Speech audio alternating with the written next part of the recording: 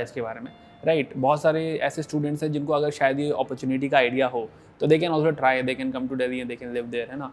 Guidance भी अच्छा मिलेगा उन्हें, तो प्लीज़। एक्चुअली जितनी भी सेंट्रल यूनिवर्सिटीज़ हैं उसमें गवर्नमेंट एक रेजिडेंशियल कोचिंग एकेडमी करके इंस्टीट्यूट रन करती है। तो जामिया में भी ऐसे ही है रेजिडेंशियल कोचिंग। इसमें क्या है, माइनॉरिटीज़, एससी, एसटी और वेमेन कैंडिडेट्स जो होते हैं उनको फाइनेंशियल, उनको एजुकेशनल, हर तरह की सपोर्ट दी जाती है। Okay, that's really great. तो थोड़ा सा मुझे बताओ आपकी प्रीलिम्स की स्ट्रैटेजी कैसी रही आपकी, मतलब कैसे आपने स्ट्रैटेजाइज किया कि प्रीलिम्स मुझे कितना टाइम देना चाहिए, सब्जेक्ट्स कौन कौन से कैसे पढ़ रहे थे आप, वो थोड़ा सा आप बताओ हमें। ये सबसे इम्पॉर्टेंट पार्ट है क्योंकि यहीं पे सबसे ज़्यादा जो नए स्टूडेंट्स होते हैं या नए एस्पिरेंट्स होते हैं उनको प्रॉब्लम होती है। मैंने जो प्रीलिम स्टार्ट किया था, बेसिक एनसीईआरटीज़ वो तो आपका मस्ट हैं। बिना एनसीईआरटीज़ के कवर अप करना चीज़ें बहुत डिफ़िकल्ट हो जाती हैं।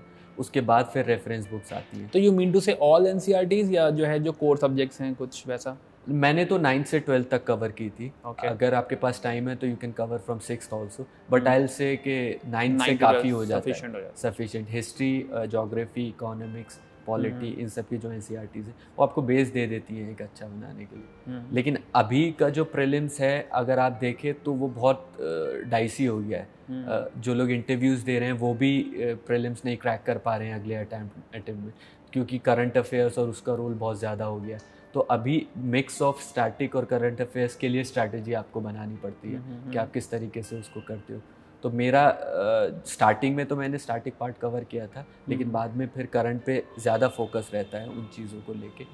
और ये प्रीलिम्स का सिर्फ एक पार्ट है, क्योंकि आप जब देखते हो कि आपके सामने क्वेश्चन पेपर आता है तो उसमें से जिसने सब कुछ पढ़ लिया वो भी हार्डली 40 से 45 क्वेश्चन सॉल्व कर पाता है, उससे ज़्यादा उसको भी नहीं आते। उसके बाद it is your logic, it is your knowledge जो आपने गेन किया उसको कैसे वहाँ अप्लाई कर रहे हो और वो यूज़ कर रहे हो, वो सबसे इंपॉर्टेंट एस्पेक्ट होता है। स्टार्टिंग में ही मेरे एक टीचर थे, उन्होंने बोला कि कुछ सबसे पहले जो चीज़ करनी है वो सिलेबस बाय हार्ट कर लो। क्योंकि यूपीएससी में जब आते हैं तो ऐसा लगता है अंडर द सन सब कुछ पढ़ना है, और वो सबसे बड़ी गलती करता है नया स्टूडेंट जो होता है। तो मैंने ट्राई किया कि जितना हो सके मैं सिलेबस को याद कर सकूँ, ताकि मैं न्यूज़पेपर भी पढ़ रहा हूँ या कोई भी सब्जेक्ट पढ़ रहा हूँ तो मैं रिलेट कर पाऊँ कि ये टॉपिक कहाँ से पूछा जा सकता है या किस तरीके से पूछा जा सकता है। तो नए स्टूडेंट के लिए आई फील सबसे इम्पॉर्टेंट है कि प्रीलिम्स और मेंस का सिलेबस वो बाय हार्ट कर ले। उससे क्या होगा, उसको डायरेक्शन पता चल जाएगी कि क्या चीज़ें पिक करनी है। तो ये सिलेबस की बट इनिशियली क्या समझ में आएगा उसे कि सिलेबस में जो लिखा है वो मतलब किस डायरेक्शन में जा रहा है, उतनी क्लैरिटी मिलेगी उसे? हाँ, देखिए प्रीलिम्स में तो बेसिक एक लाइंस हैं कि ज्योग्राफी में ज्योग्राफी, लेकिन मेंस का सिलेबस जो है वो बहुत कॉम्प्रिहेंसिवली कवर किया हुआ है। तो जो फर्स्ट पेपर, फर्स्ट 2, 3, 4 हैं, तो एक आप अगर रीडिंग लगाते हो तो उसमें आइडिया होने लग, जैसे थर्ड पेपर में, न्यूज़पेपर्स में हम इकोनॉमी पढ़ते हैं, बजटिंग आती है या कुछ आता है, तो वो स्पेसिफिक पॉइंट्स दिए हुए हैं पेपर में, तो आप रिलेट कर पाते हो। या तो आप पेस्ट कर लो अपने फ्रंट उस पर वॉल पे, जब भी आप पढ़ रहे हो तो देख लो, तो उसमें वो काफ़ी हेल्प करता है। ओके, तो फिर ये प्रीलिम्स में अगर हम थोड़ा सब्जेक्ट वाइज बात करें कि कोर सब्जेक्ट स्टार्ट करते हुए, तो आपने ज्योग्राफी जो प्रिपरेशन करी होगी, वैसे आपका स्ट्रॉन्गेस्ट सब्जेक्ट क्या रहा मतलब इन सब में? स्ट्रॉन्गेस्ट में मतलब मैं हमेशा यही बोलता हूँ सबसे कि मतलब ये नहीं है कि आपको बहुत अच्छा होना है किसी एक सब्जेक्ट में। अगर if you are average across the subjects तो यूपीएससी वही डिमांड करता है। तो मैंने हमेशा ट्राई करा कि मैं एवरेज रखूँ, हर एक को जो वीक पार्ट है उसको वो करूँ। बट फिर भी मुझे ज्योग्राफी अच्छा लगता था तो मैंने वो ऑप्शनल लिया था ज्योग्राफी। अच्छा, आपका ऑप्शन ज्योग्राफी है। ओके, तो ज्योग्राफी आपने प्रीलिम्स के जीएस पर्सपेक्टिव से आपने ज्योग्राफी कैसे प्रिपेयर करी? ज्योग्राफी सबसे पहले तो एनसीईआरटीज़ हैं 11th-12th की, वो बहुत अच्छी एनसीईआरटीज़ हैं। इंडियन ज्योग्राफी है और फिजिकल ज्योग्राफी है, वो दोनों कॉम्प्रिहेंसिवली कवर करते हैं। फिर एक बुक है जीसी लियोंग करके, वो भी काफ़ी अच्छी बुक है, पतली बुक है लेकिन उसमें कॉम्प्रिहेंसिवली सब कुछ कवर हो जाता है। तो ये बेसिक 3 चीज़ें हैं, जो 3 बुक्स हैं जो ज्योग्राफी को अच्छे से कवर कर देती हैं। लेकिन उसके अलग अगर आपको कुछ एक्स्ट्रा पढ़ना है तो जैसे हम लोगों ने ज्योग्राफी ऑप्शनल के लिए खुल्लर पढ़ी थी, तो इट्स अ गुड बुक, लेकिन उसका कुछ पार्ट ही आप पढ़ो अगर आप जीएस का या उसका प्रिपेयर, पूरी बुक वो बहुत मोटी है। बहुत ही मतलब एक टेक्निकल पार्ट आ जाता है, ट्रांसपोर्टेशन और इंडस्ट्रीज और रिसोर्सेज, जो बहुत ही ज़्यादा फैक्चुअल हो जाता है। तो वो पार्ट आरओआई है उसे पढ़ने का, मतलब काफ़ी टाइम देता है।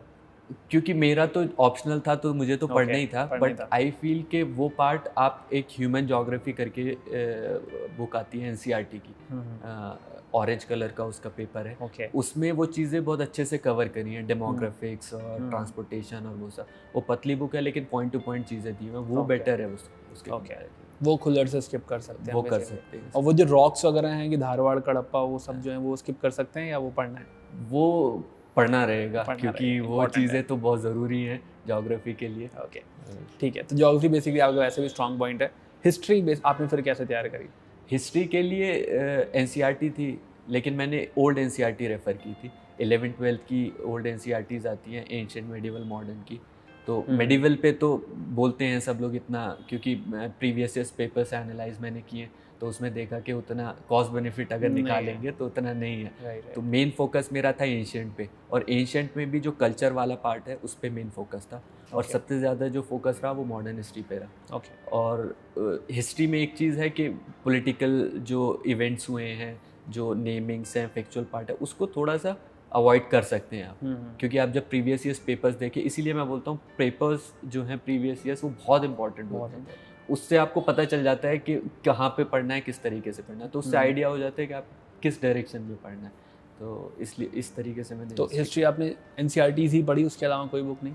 एनसीईआरटीज़ के अलावा मैंने रेफरेंस बुक पढ़ी थी एक, Bipin Chandra, India struggle for independence, वो अच्छी थी। उसके अलावा आप अगर पढ़ना है तो इंडिया आफ्टर गांधी भी पढ़ सकते हैं। तो एक रेफरेंस बुक चलता है, मैंने एनसीईआरटीज़ कवर करी और साथ में एक रेफरेंस बुक रखा, तो उससे ये हुआ कि एनसीईआरटीज़ के अलावा जो चीज़ें थी वो उस रेफरेंस बुक से कवर हो गई।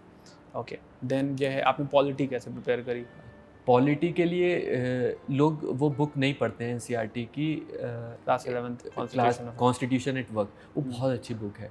उसमें एक बेसिक प्रिंसिपल्स और वो कॉन्स्टिट्यूशन के दे रखे हैं, उससे आप स्टार्ट करें, मैं तो सजेस्ट करता हूँ सबको।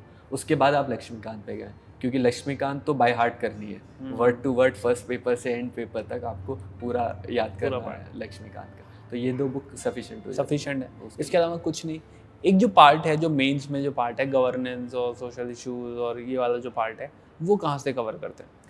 मेंस का जो मेरा मेन स्ट्रैटेजी था वो ये था कि जैसे गवर्नेंस वाला आप पार्ट बता रहे हैं, एक तो स्टैटिक पार्ट होता है कि आपके आर्टिकल्स हो गए, कॉन्स्टिट्यूशन का पूरा वो हो गया, वो आंसर में आपको इलैबोरेट करने के लिए हेल्प करता है, लेकिन मेन करंट अफेयर्स होते हैं।